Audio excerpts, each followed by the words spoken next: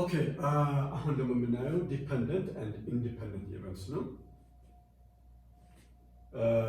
ኢንዲፐንደንት ኢቨንትስ የምንላቸው when two or more events are said to be independent if the occurrence or non-occurrence of one does not affect, this is independent, does not affect what? Does not affect the probability of the occurrence or non-occurrence of the others. የአንዱ ኢቨንት መውጣት ወይም አለመውጣት ማሸነፍ ወይም አለማሸነፍ ፕሮባቢሊቲው አለመውጣት የሌሎችን ፕሮባቢሊቲ አፌክት የማያደርግ ከሆነ they are said to be independent to one another ማለት ነው። ምንድን ነው ያልኩት? Two or more events are said to be independent if the occurrence or non-occurrence of one of the events does not affect the probability of the others. ሲሆን ማለት ለምሳሌ ይሄ በምሳሌ ነገር let us take an experiment of tossing a coin. ሳንቲም ስንወረውር የሚገኘው ነገር ወይ ሄድ ነው ወይ ቴል። በአጋጣሚ ኤክስፐሪመንቱን ሶስት ያደረጉት ነበር። ሶስቱም ጊዜ ሄድ መጣ። The occurrence of the head in the first three trials does not affect the probability of getting head or tail in the fourth trial. መጀመሪያዎቹ ሶስቱ ሄድ መጡ ማለት አራተኛው ሙከራ ላይ ፕሮባቢሊቲው ሄድ ነው ማለት ነው። Still the probability of getting head or tail in the fourth experiment is the same. That's half each. So the occurrence of head in the first three trials does not affect the probability of getting head or tail in the fourth or the next trial. ስለዚህ የመጀመሪያዎቹ occurrence የቀጣዩን ፕሮባቢሊቲ ቴል የመሆን ፕሮባቢሊቲውን አፌክት አያደርገውም። Still probability of getting tail in the fourth experiment will be half. It is not affected by the occurrence of head in the first three trials. If a coin is tossed 3 times and each time head appears, still the fourth toss may be head or tail. The probability of getting head or tail is half each. The occurrence of head in the first 3 trials does not affect the probability of getting tail in the fourth trial. Probability of getting tail in the fourth trial is still half. So, probability of tail in the fourth trial is not affected by the probability of getting, the occurrence of head in the first 3 trials. Okay, ስለዚህ ምን ማለት ነው? If an event has probability m independent ከሆነ ማለት ነው። አንድ የሆነ ኢቨንት ፕሮባቢሊቲው የመሆን ፕሮባቢሊቲው m ከሆነ እና ኤክስፐሪመንቱ n ጊዜ ቢደጋገም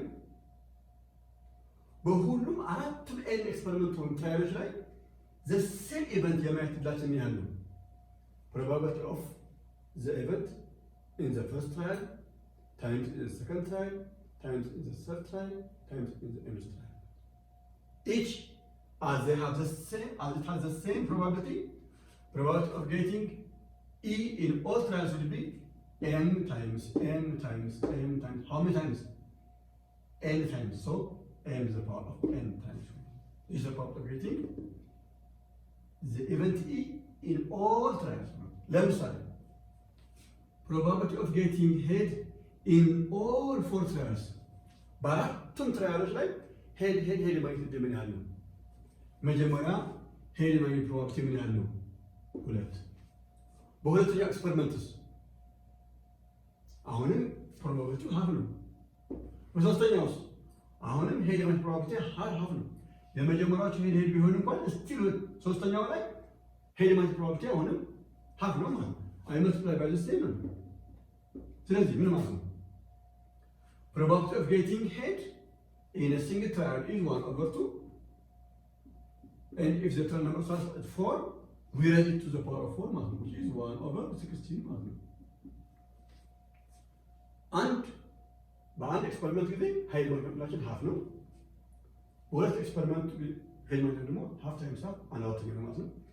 ነምበር ኦፍ ትራያልስ እየበዛ በሄደ ቁጥር በሁሉም ሙከራ አንድ አይነት ኃይል መልቀቃችን እያነሰ ይሄዳል ማለት ነው። ሎጂካሊ ኮሬክት። ስለዚህ if the probability of an experiment, the probability of an event in an independent event in a single trial is m, probability of getting the same event in all trials will be m the power of the number of trials. And this is true only when the events are independent. Okay, let's go to the second event, dependent. Two or more events are said to be dependent if the occurrence or non-occurrence of one does not affect,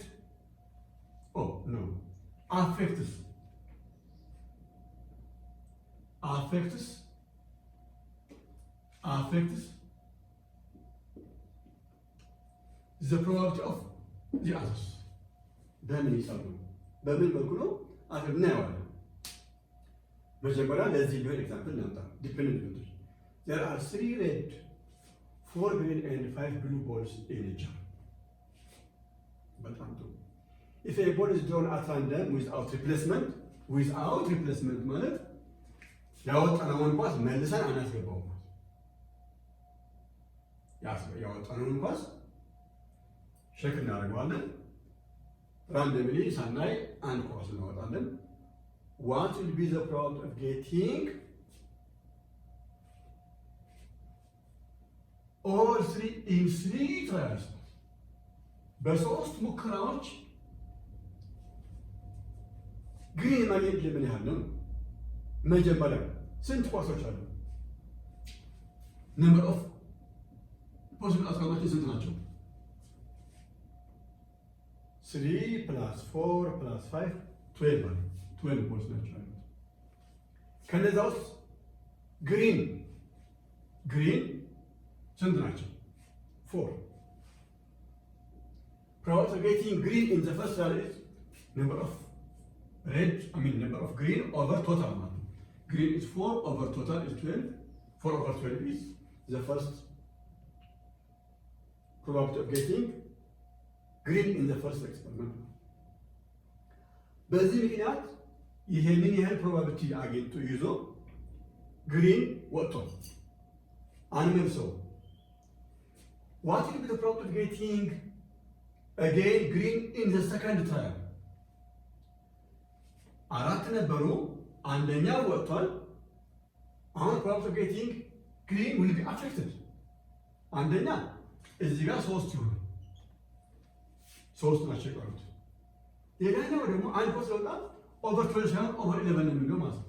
Totally the occurrence of one ball in the first experiment has affected the probability of getting another ball or the same ball on the second trial because of this. ኳሶቹ እየቀነሱ ሲሄዱ ዲኖሚኔተሩ እየቀነሰ ይሄዳል። ፕላስ የእነዚህ ኳሶች ደግሞ ቁጥራቸው እየቀነሰ ሲሄድ በዛው መልኩ እንደቀድሞው 4 over 12 ላይ ሆነ። 4 over 12 እና 3 over 11 የተለያዩ ናቸው። this is much bigger than this one. This one is much bigger than this one. እያነሰ ይሄዳል። እሺ what will be the probability of getting the same green ball in the last trial? How many? There are 2 balls are already withdrawn, 2 green. I we are left with only 2 balls over what? ስለዚህ ስንት ኳሶች አሉ? በአጠቃላይ ያልወጡ 10 ከ10 ሁለቱ ፕሮፐርቲ ነው። ስለዚህ the probability of getting one event or an event in the first experiment has affected probability of getting the other experiment or the other trials or the other balls. ስለዚህ in the first trial probability of getting green was 4 over 3. I can multiply 4 over 3 times 4 over 3 times 4 over 3. As far as I didn't replace the balls back into the chart. ስለዚህ ምንድነው ማለት ነው? አንድ ኳስ በመውጣቱ ምክንያት የቀጣዮቹ ኤክስፐሪመንት የሁሉም ቦሎች ፕሮባቢሊቲ እያነሰ ነው። ምክንያቱም ኦቨር 12 መሆን ሲገባው ኦቨር 11 ኦቨር 10 ኦቨር 9 ኦቨር ምናምን ያለ ነው እየቀነሰ። ስለዚህ ለዚህ ፕሮባቢሊቲ ምን ማለት ነው? 1/4 ነው ማለት ነው። በ1/3 ነው ማለት ነው። ኦኬ 1/3 1/3 ነው ማለት ነው። መጨረሻ ላይ by 2 by 5 1/5 ነው ማለት ነው። Probability of getting red in the first experiment is 1/3, whereas probability of getting red in the third trial is 1/5. So getting red in the first experiment has affected getting red in the second experiment and getting red in the third experiment. So that's why we say that they are dependent on one another. These events are dependent on one another. Dependent ናቸው። የአንዱ መውጣት የሌሎቹን ፕሮባቢሊቲ አፌክት ያደርጋል። These are good examples of dependent and independent events. ከዛ በኋላ እንደዚህ ካየን በኋላ አሁን ምን አደረግን? የዚህኛው ሬድ የዚህ ፕሮባቢሊቲ 1/3 ከዛ 3/11 ታይምስ እያባዛን ነው። አሁን probability of getting green in all the trials ምን ሆነ ማለት ነው? ይሄን እናሳይ ነው ምን ይሆናል ማለት ነው? ይሄንን ጨርሰን probability of getting what? Green in the 3 trials will be what? 4/12 times 3/11 times 2/10 አድርገው ማለት ነው። 12 by 12 by 2 1 by 2 5 1/55 ነው። 11 times 55 ላይ ይሄ 12 by 12 አጣፍቻለሁ። ይሄ አጣፍቻለሁ ላይ አንድ ይቀራል። Probability of getting all the trials green is 1/55. This is the probability of getting as this are dependent events 1/5. How about in the second trial? What's the probability of getting green in the first trial, then red in the second trial, then again green in the third trial? Minibus. Okay. Probability of green, red, green. Green in the first trial, ምንም ሳልወጣ ምን ይሆናል ማለት ነው? 4/12 ታይምስ ሬድ ስንት አለ? አሁን የጎደለው አንድ ግሪን ነው። ሬድ አለ እንደሞላ ነው ያለው። there are 3 ሬድስ ማለት ነው። 3/ስንት እዚህ ጋር አንድ ኳስ ስለወጣ ኦልሬዲ ስላልተመለሰ ኦቨር 12 መሆን ይቀርና ኦቨር 11 ይሆናል። ታይምስ ሁለት ኳሶች ወጥተዋል። አንድ ግሪን እዚህ ጋር ወጥቷል። 3 ግሪኖች ይቀራሉ። አሁን 3/, ይሆንና ከ12 ሁለት ስለወጡ ኦቨር 3 ይሆናል። This is about getting green in the first trial, followed by red in the second trial, and followed by green in the third trial. So this property is how much? By 12 in a ማለት ነው። ከዛ 3/100. This is about getting this arrangement as an event. ስለዚህ probability of getting this in this order will be 3/100 table. ስለዚህ ያደረገን ዲፔንደንት እና ኢንዲፔንደንቶችን በዚህ መልኩ እንስራለን ማለት ነው። Thank you so much for listening.